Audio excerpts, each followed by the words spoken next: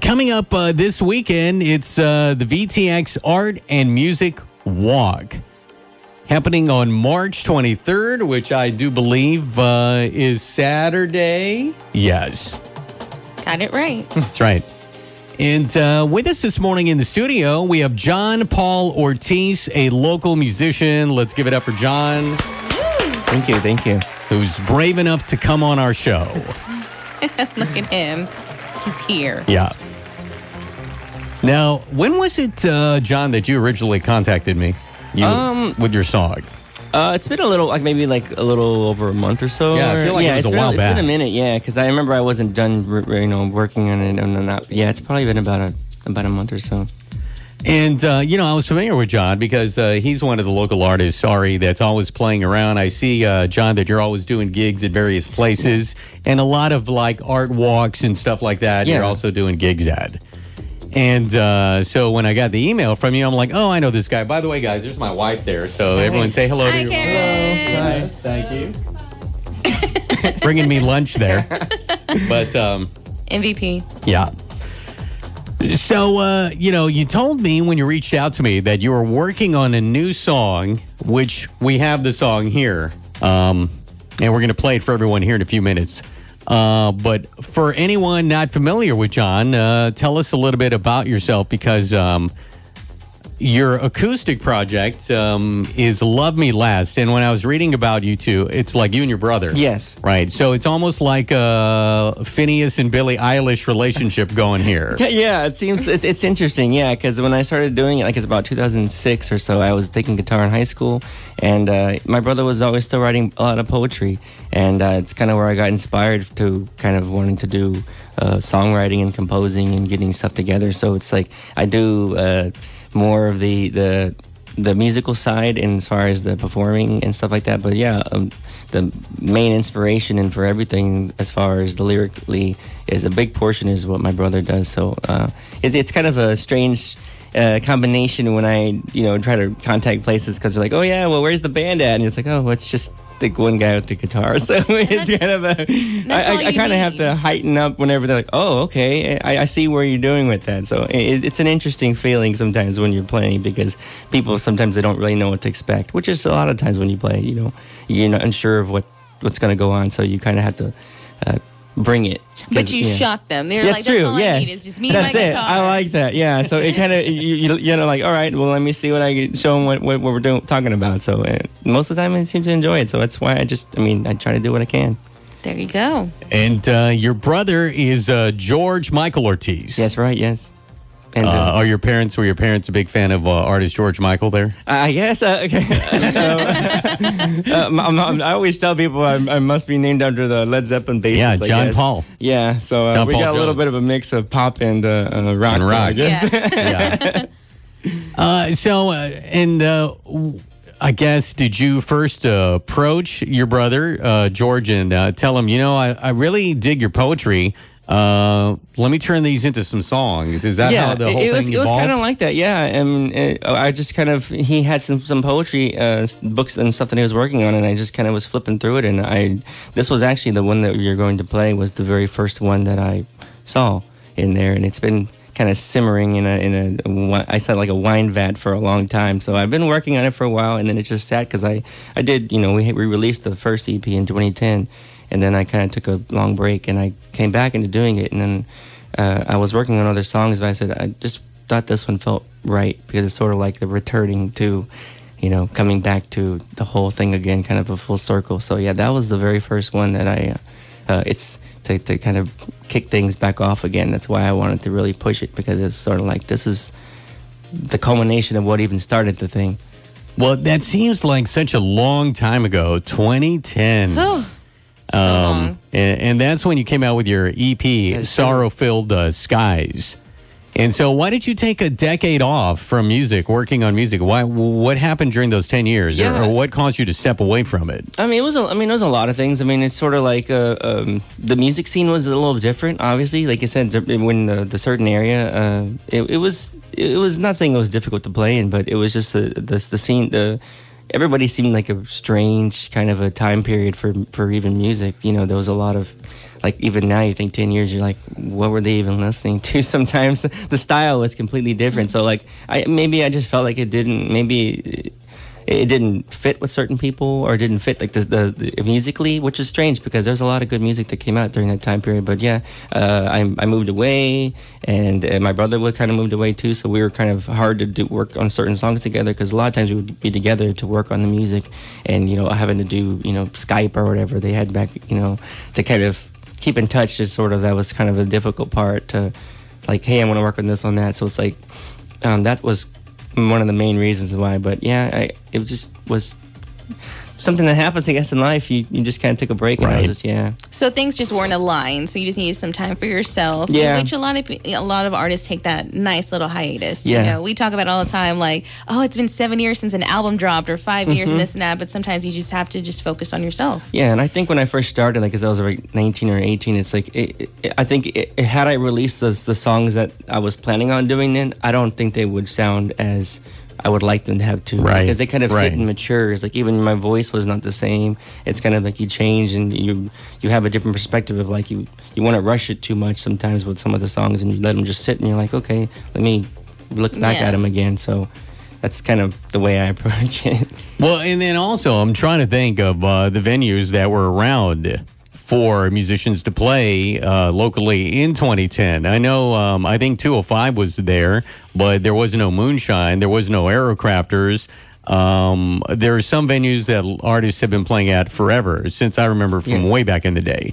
But it seems now, though, John, that there would be more venues for you to play locally now. That's true. Yeah, that's one of the things I noticed, because I moved, when I moved back to Victoria, I was like, well, let me see what the sort of like the temperature test is, and musically, like, well, what is around here? So, because I remember, like you mentioned, like, that was the Mustang, I believe it was, where Aerocrafters was now. Yeah, dude. Wow, that's going back in time. The Mustang. Woo! Yeah, I totally forgot about that. Boy, look at that. It was interesting. Like, a lot of the places now that they have, it's sort of like, I remember when it was at the time trying to play there in different places.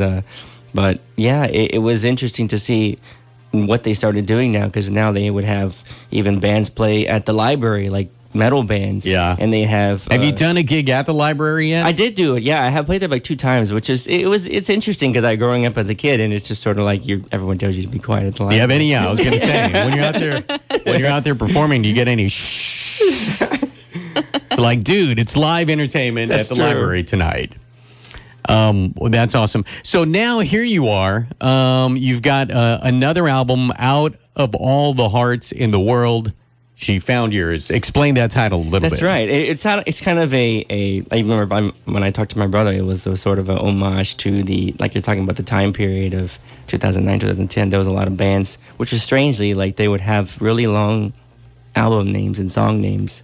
Like, there would be Circa Survive and all these kind of like punk metal bands and stuff like that. So it's kind of where it kind of came from. It's sort of like a returning to bringing a little bit of the quote unquote old school back into the newer time period. Is it personal? Out of all the hearts in the world, She Found Yours. Is this? Was there someone in mind? I'm not. That's interesting, because a lot of times when I work with my brother, it's sort of, it can be universal. So I don't know if it necessarily specifically was for him, but like, I know for me personally, it's kind of was sort of like, I kind of take it that way. It's just because the first album, like you mentioned, was Sorrowful Sky, so it was kind of like a dreary kind of sadness. And then now the second one, which is interestingly, is sort of like, well, out of all that, I found someone, or there's a change in the shift of... it can relate for somebody else. else. It's more relatable now. Even though there are, like I said, even some of the songs even on this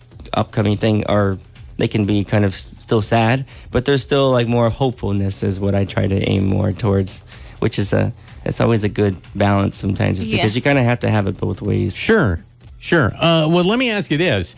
Do male musicians, for example, like Taylor Swift, she gets in a relationship. She breaks up with some guy. She writes 40 songs about it.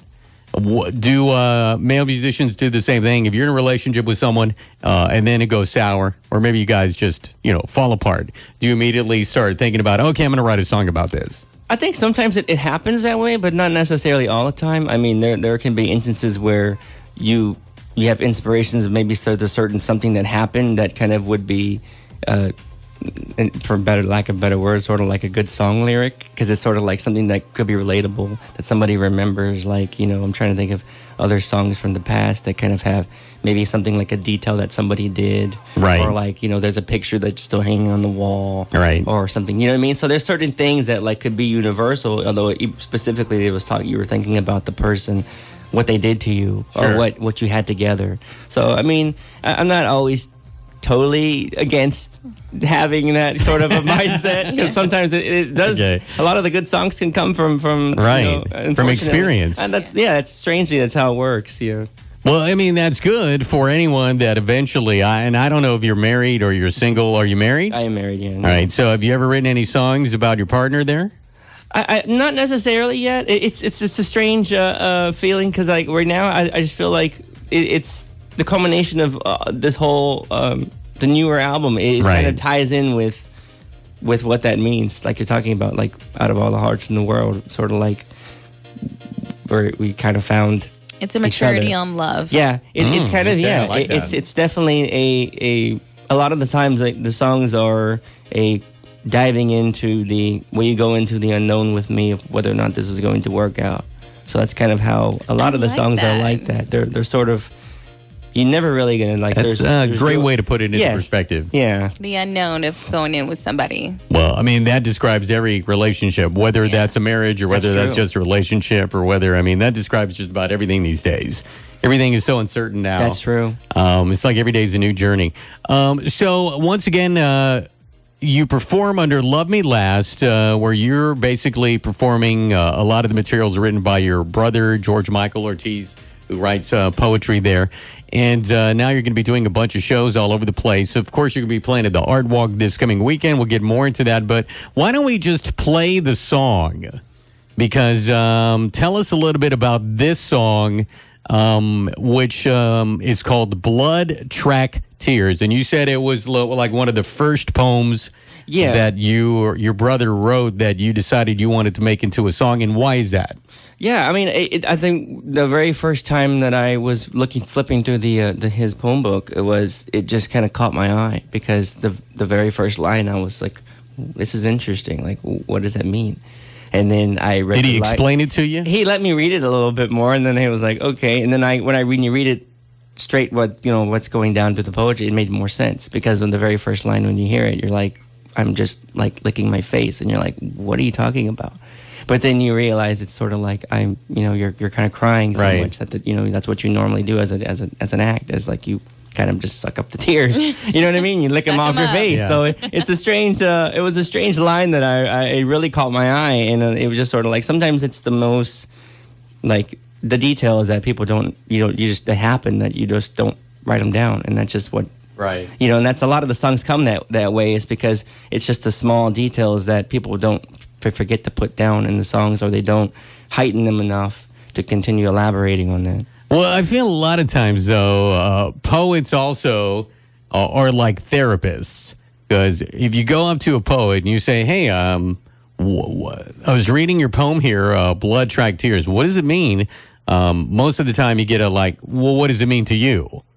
Yeah. And you're like, is it about this? And they go, do you think it's about that? So it's a lot of times just like you're having a conversation Yes, with a therapist when it comes to poets. They want to hear what you think That's true. their poem means. It's strange, because like you mentioned that too, even with art, like you can like with Sure. it can be open up to a different kind of interpretation. So that's kind of how the way I could understand how he wrote it could not necessarily even mean that. I mean, there's there's songwriters that I remember even that are popular ones that it was Roberta Flack or someone who wrote a song that was looking at their cat.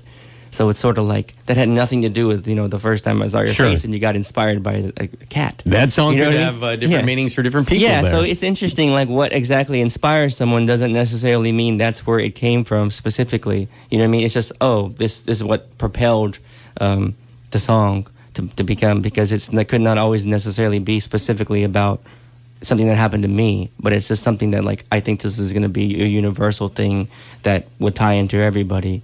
You know that, and that's why they don't answer the question. Yeah, that's why they're like, "What does it mean to you?" Well, inspiration comes from everywhere. Yeah. Plus, if I was a poet, and I would always say, well, "What does it mean to you?" And then someone would go into big old speech there, like John just did, and I'm like, you know what? That's better than what I was going to say. So yes, true. So that's exactly what it's about. But that's like art too. When you look at art, people are like, "Well, what does this look like to you? Or what does it speak to you? Or what does this mean to you?" And everyone's going to have a different opinion on it, right? Right. Same thing with poetry. Well, let's play the song, and then we'll tell you where you can catch, once again, John Paul Ortiz, where he's going to be playing. So the song, here we go. And also, don't forget the VTX Art and Music Walk is coming up this weekend, where you can hear Love Me Last, a.k.a. John Paul Ortiz, performing his songs, including the new one, Blood, Track, Tears. And we're going to let you know when it's going to be out. It's this month. So here we go. Do you still know me at all? Yes, so why don't you call? 'Cause I'm just licking my face, trying to rid these bloody tracks that trace. My eyes have cried, and now all wrong. Yes, still I receive no call. Days come and I'm left to cry standing. Now I wait with my heart, as though my heart and my soul ready. As my night train comes and its whistle, everyone can hear. As it rolls down my face, on down through to these blood track tears.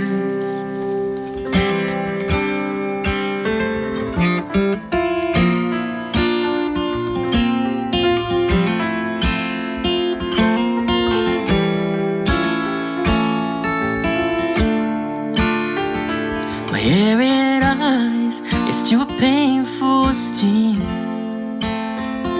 The teardrops came, but it's the blood drops you bring.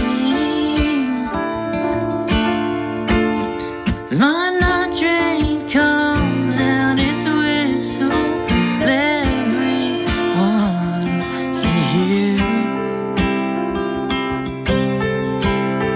As it rolls down my face, on down through to these blood track tears.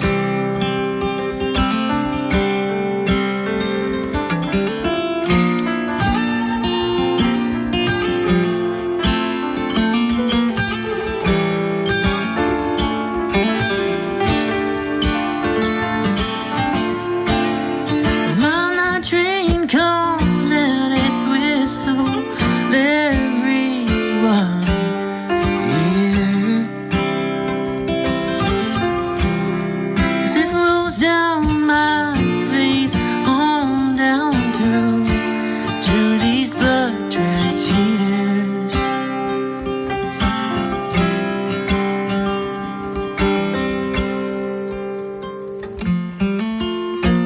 Do you still know me at all? Well, if so, why don't you call? 'Cause I'm just licking my face, trying to rid these bloody tracks that trace. My eyes have cried, and now all alone.